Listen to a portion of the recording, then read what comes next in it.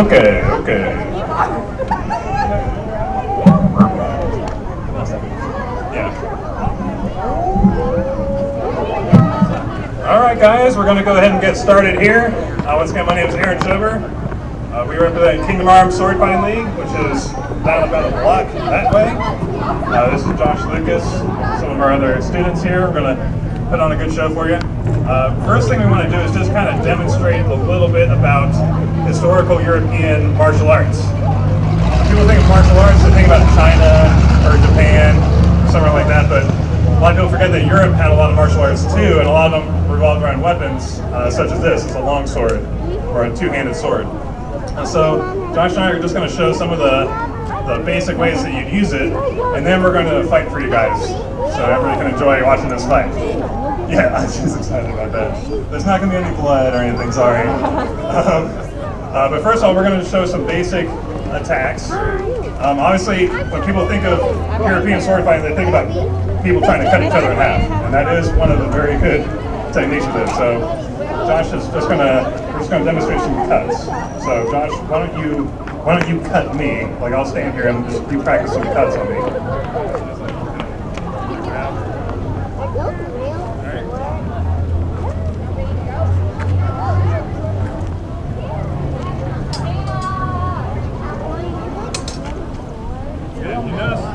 When Josh is cutting me, he's using his whole body to do it. Like, he's not just cutting with his arms. He's not just cutting with his muscles. He's using his whole body. He's taking the snap. He's using his whole body. He's putting his weight behind it. This would be the cut that could really like chop someone's arm off.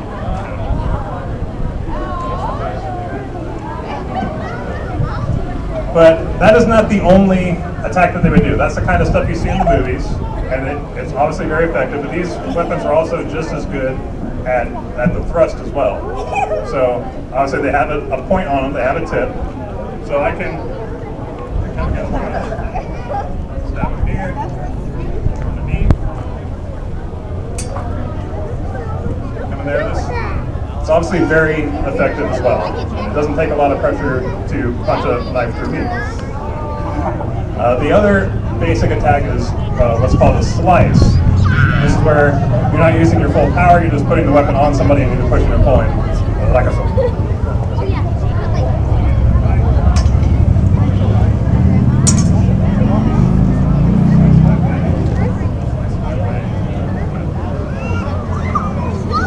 There's a lot of cool stuff about the medieval martial arts that people don't realize. Like, one thing you see a lot in the medieval manuscripts is people actually grabbing their own sword and using it like a spear. People think, well, you can't do that with a sharp sword. It's like, well, if you know what you're doing, you can. I don't recommend it for anybody in the audience, but if you know what you're doing, you can grab a live sword and use it like a spear. There's also a lot of techniques where you can grab the other person's sword so you can more easily attack them. Why don't we demonstrate some disarming techniques? So obviously one of the best ways to defeat someone else is if they don't have a weapon. So you go first.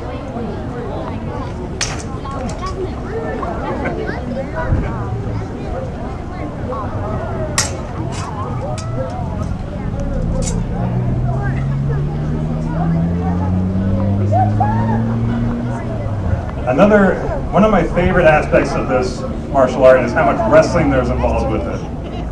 It's kind of crazy to think about wrestling with a 4-foot-long piece of sharpened steel, but they did it. It's actually very enjoyable. It's fun to watch because if I've got a 4-foot-long sword and we're standing 6 inches apart, my sword's not going to do much good. So we end up wrestling a lot. So we're going to show you a little bit of that.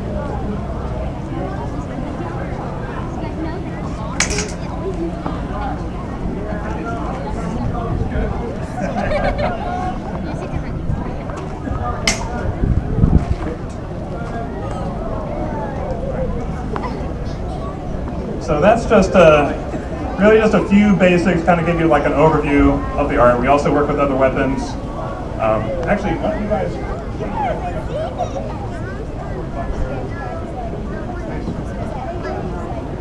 I think one of the biggest things you'll notice is that and Eric kept referencing a martial art. It's not just a mindless swinging at your opponent. There are specific moves, specific footwork that will give you an advantage. There's specific things that you can do in counters for every move.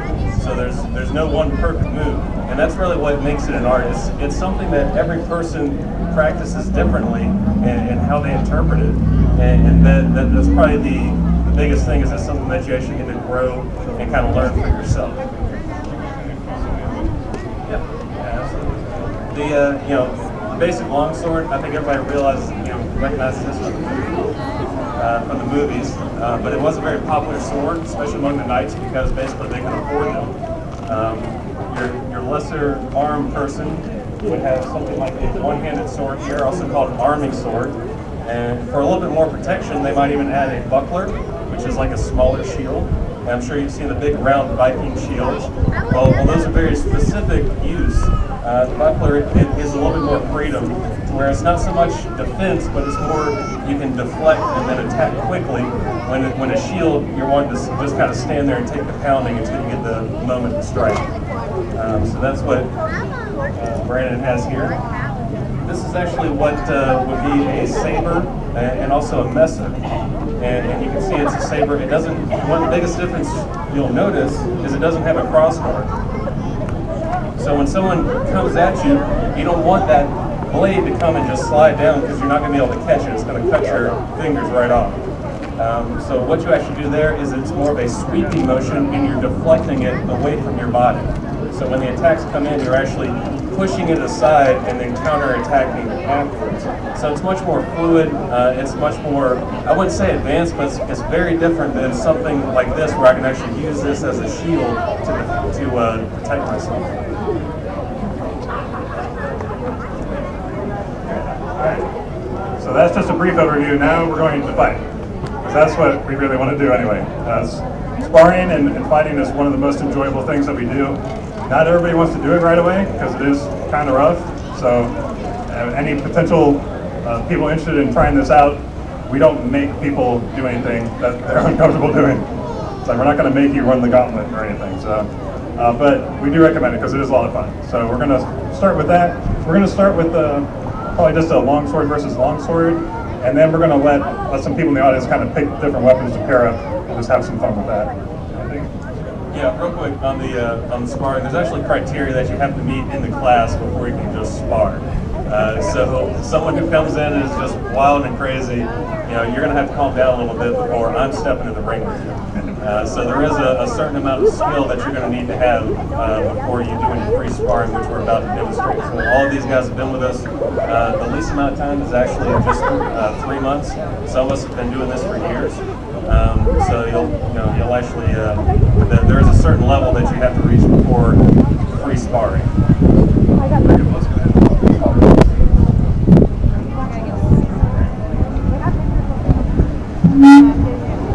I can video it.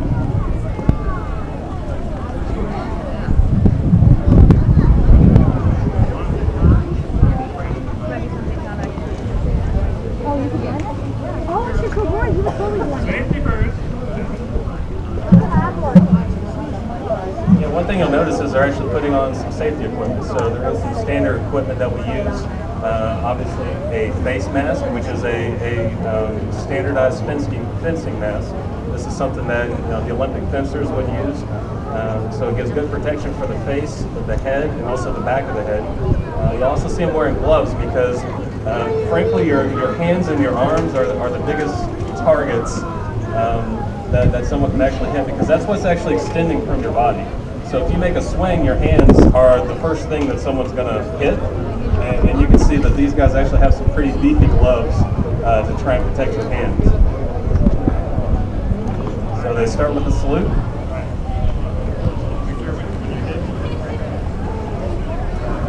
And basically the rule is we go to the first hit. So you have to try and realize if you have been hit, which once again is part of the control of it. And when you have been hit, we like to call it, that way the other person kind of knows.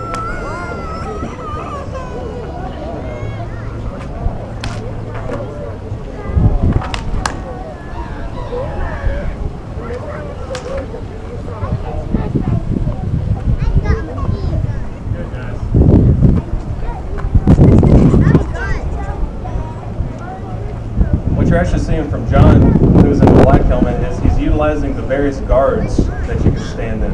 And each one protects a different part of your body and sets you up for a different swing every time.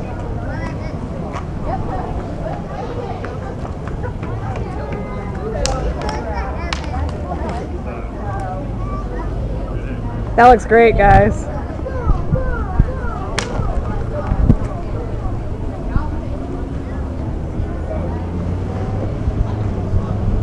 As you can see, it's a lot different than the movies, where you're just full blown. If you went like you're in the movies, you're going to collapse after a minute. I guarantee it. This is very physical. It keeps you very physically fit as well. It kind of spurs you on to want to be physically fit.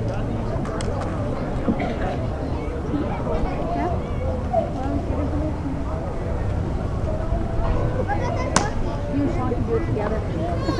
Yeah, I can see myself in my pregnant belly. No, I need some for Bonnie going on there. You can probably do it together.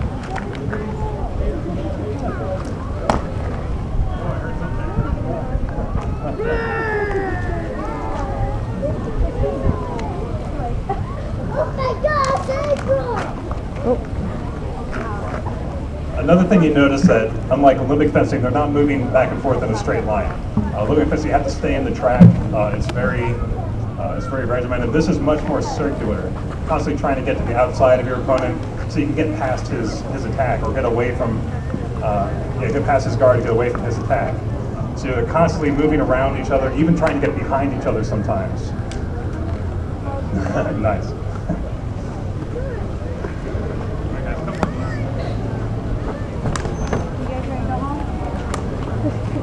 Melissa's so full right now. She is. She's like.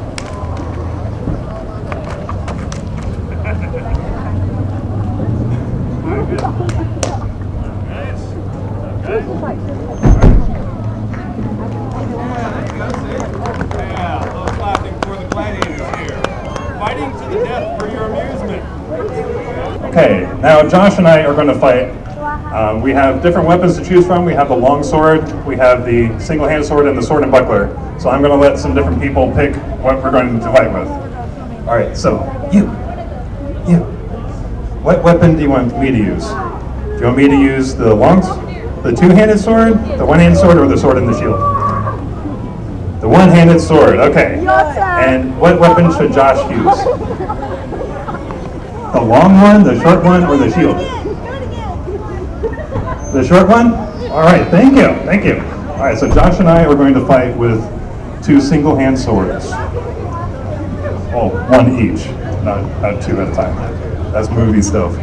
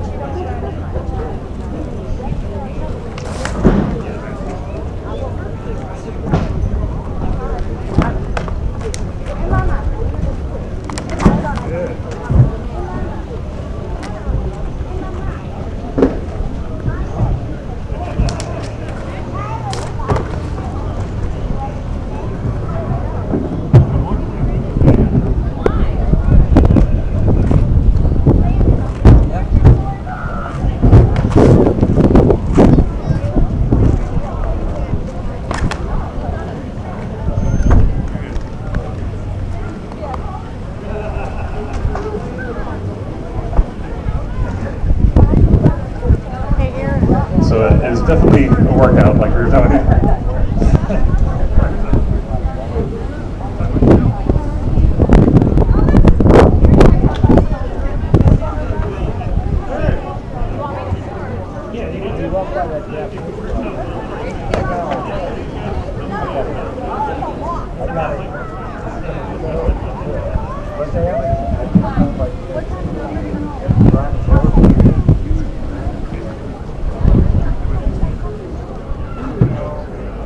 Okay, well, these guys are getting ready to fight again. We'll go ahead and mention that there are competitions all throughout the United States and all over the world for sword fighting.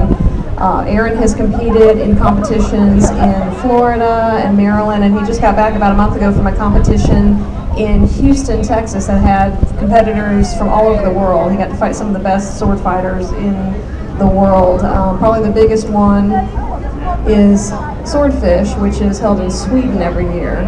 So hopefully we'll get to that next year too.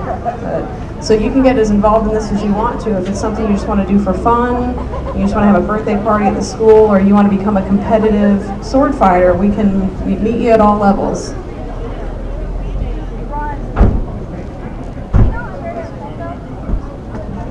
Okay, so now Aaron and John are going to fight with sword and buckler.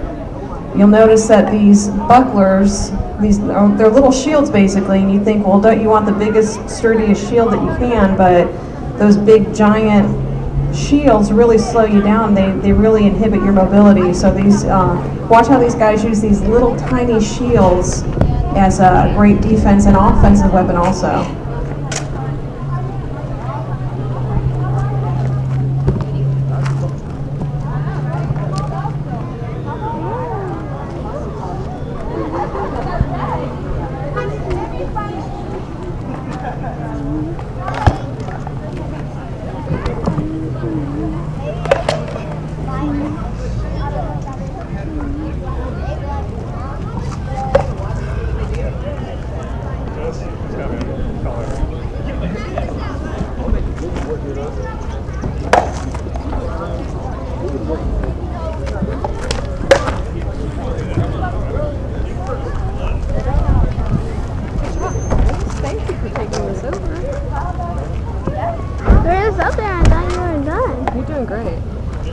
I'm doing it so you can see it all times. That's awesome.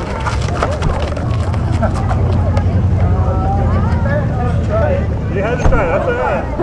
It almost worked. Yeah, let's go, go, go!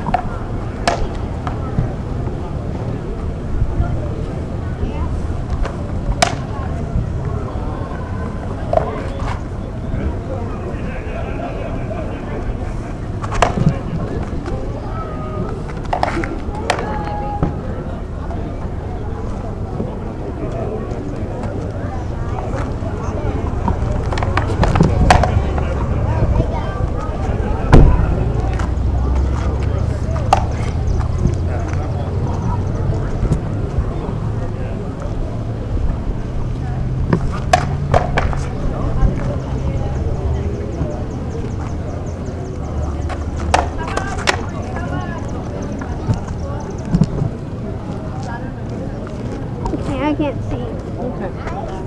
Make sure you move.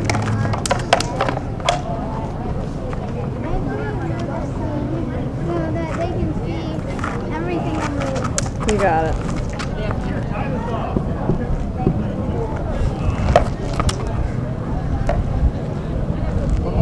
One more.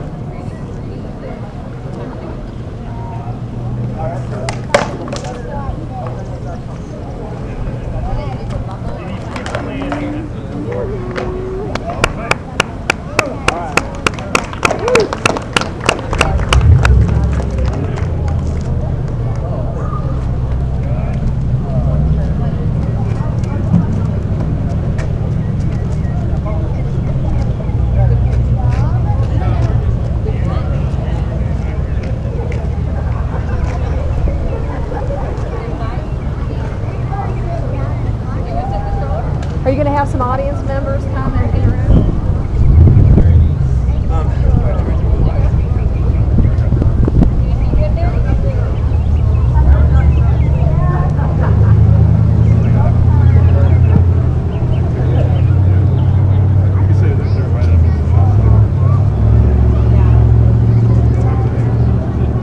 It's okay if you don't, but try to get back.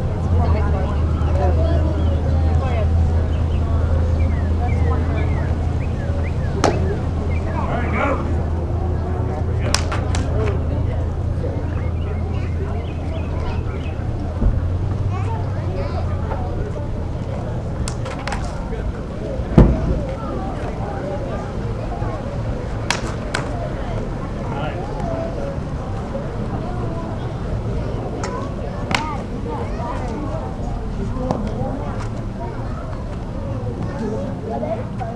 If anyone wonders, the weapons that we're using are made in England. They're a hard synthetic plastic we use just because they're flexible and it's a lot safer for full speed stuff than sparring with the steel for obvious reasons.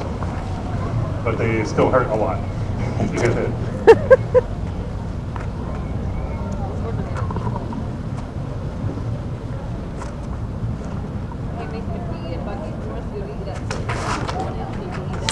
Nice.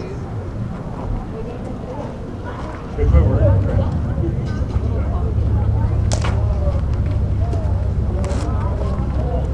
Nice, nice.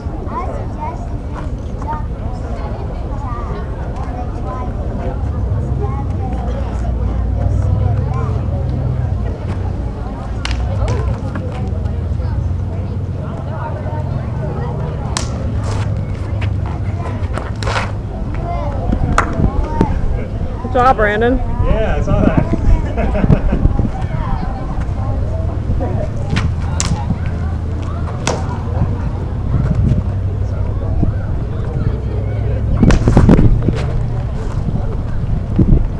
All right, hold. You get the point. If anyone wonders, this is incredibly fun, just like it looks.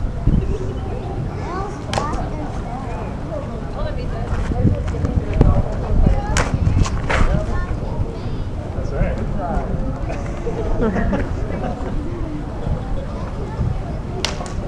Yeah. But you can't stay up here. You have to stay right here.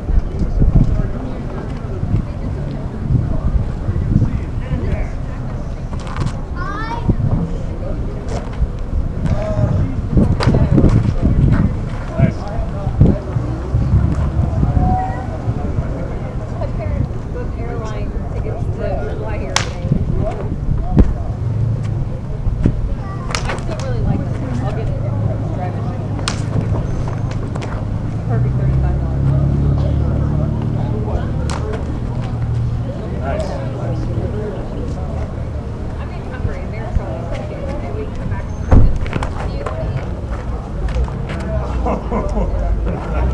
You're right. So obviously this is a martial art, so it doesn't rely solely on strength. When you see guys fighting in movies, they usually just try to out-muscle each other. And that's fine if you're incredibly stronger than the other guy.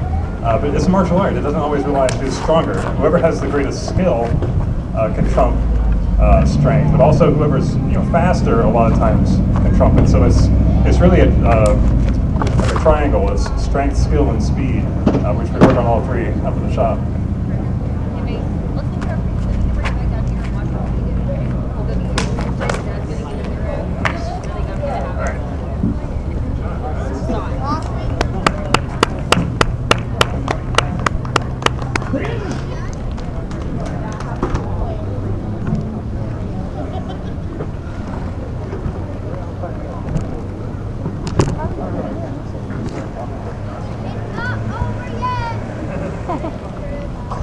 Another weapon that we used a lot in medieval periods was the dagger. It was basically a foot-long blade or an 18-inch long weapon, so it's not really what you think of with the modern knife. It was a lot bigger. These are foam. We do have some solid daggers that we use for practicing drills, but for sparring, they have no flexibility to them, and they really hurt, especially if you get hit in the ribs or something. So we start with the foam ones, but these are about the size that you would see a medieval dagger. Sometimes it would look like a small sword, sometimes it just looked like an ice pick, and they're really kind of terrifying. And everybody had one. Like everybody walked around the street with like a 18-inch long knife strapped to them at all times. So knowing how to defend yourself was very important back then.